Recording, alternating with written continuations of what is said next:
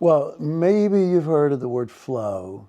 I mean, it's used a lot, and it kind of means being able to go with the moment, being in the moment. That's kind of the general overall definition of it. But this guy, who's a major figure, wrote a book, and he's a psychologist. He wrote a book, one of them called Flow. Okay, and he's a major guy in the field of positive psychology, which I have had some contact with, and it really became well known about 10 years ago. No, maybe about 15 years ago. And positive psychology basically says that, look, we don't need to use therapy to get from, or we shouldn't make the focus, of therapy to go from, let's say, -5, in other words, you're at a below average level, up to neutral, up to, 0. In fact, we want to bring people up the ladder, and the way they do it is through a lot of techniques, a lot of research, and a lot of work. And, a lot of it has to do with encouraging people to use their natural strengths and talents, right? So one of the really key things is about flow, which he wrote. He's a professor in California, and his first name is Mihaly. He's Polish, I believe. But here's the fun thing.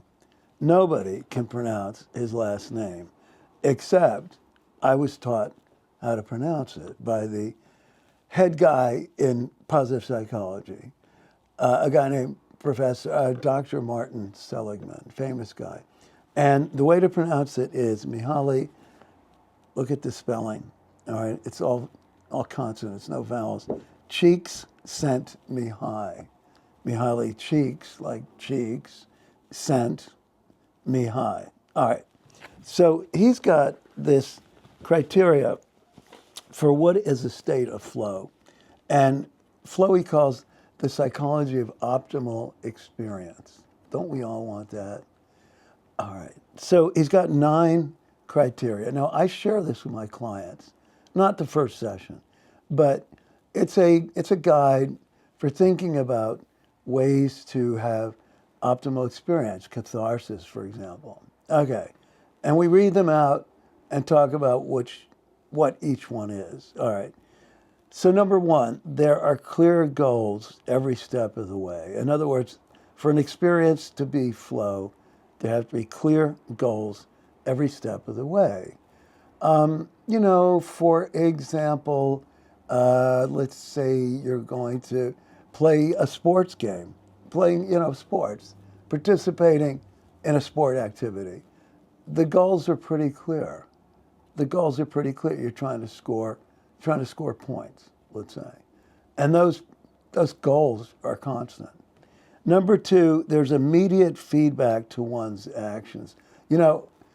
Immediate feedback is really great because most things don't have that. Most things, it's down the road, or you might not get it at all.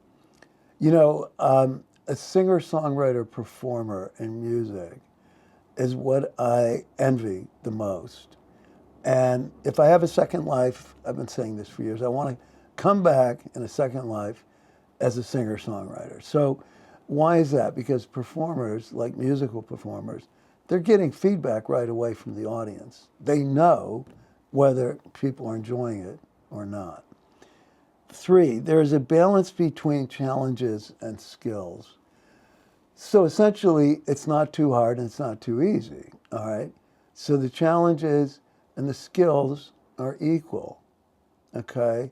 So you're not being encouraged, you're not being coerced to do something that's beyond your level of skill, but it's not under stimulating because it actually meets your level of skill. Action and awareness are merged. This is number 4. So you're aware of your actions, so they're merged, so that, let's think of an example, somebody who is doing public speaking, okay? Well, they're definitely aware of what they're doing, and they're aware of what the challenges are. And at the same time, they're doing the action. They're aware of it and doing it at the same time. So there's a lot of consciousness. They're conscious of what they're doing. Number 5, this one is hard to explain. Dimensions are excluded from consciousness. How do I define that one? Dimensions are excluded from confidence, from consciousness, means that you're not having to think through a whole thing about stuff. You're not having to think through the whole situation. You're in the moment. You're in the here and now. Now, I could pull out the book and read the explanation in the back of the book of each one of those, but I'm trying to do it in this more informal way. Okay. There is no worry of failure is number 6. That's because there's clear goals every step of the way, and you know that you can do, because the challenge and the skills are equal, so you're not going to feel overwhelmed. And you're in the moment, let's say. So let's say, I keep coming back to sports. Okay, let's do theater. You're doing a performance. You're an actor, and you're in the middle of a major scene, and there's no way you can be worried about it. There's no worry of failure. You're doing it. You're in the moment. You're doing it. Or, for example, is there failure in meditation? No, because it's not measured that way. It's not judged. It's not assessed in that kind of way. And that's related to this number 7, self-consciousness disappears. Because if you're overly self-conscious, it gets in the way of the doing. It gets in the way of the flow.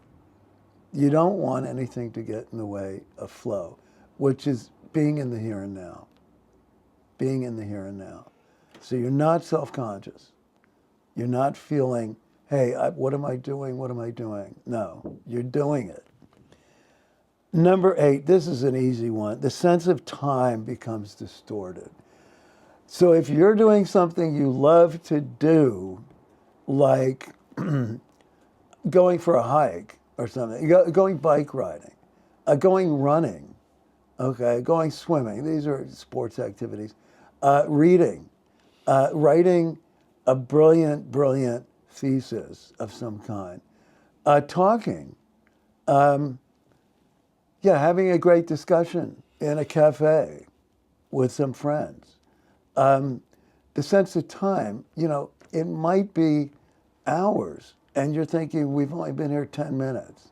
It's distorted because it can be much longer than you think, or much shorter amount of time than you think. So, for example, a gymnast doing a very complicated act, a triple flip or something, during the time they're doing that, it could feel like a long stretch, like slow motion, but the whole event is in seconds. So it can be distorted in either direction. Either direction. I mean, we all know that we lose sense of time when we're really engaged in something. We're not going to look at our watch, We're going to live with the time, right? We're going to be walking on a beach and looking at stones or something and forget about time. The last one is the activity becomes autotelic. Not many people use that word. The activity becomes autotelic, which means valuable in and of itself, okay? It's not about achieving some external goal. It's not about getting a prize. It's not about competing with somebody else.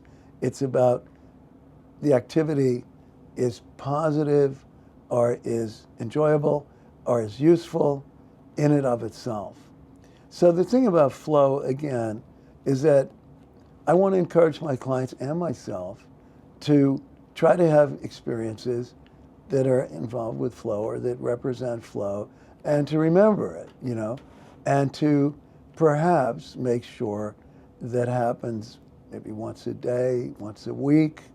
That it's something we're trying to remember, to appraise, and it's certainly a really good way of measuring that. And this is only a guide. This is not the book. So of course there's a lot more to it. But this is a very good guide, and I've made a laminated copy of it, and I make copies and give out to my clients. Flow, don't forget.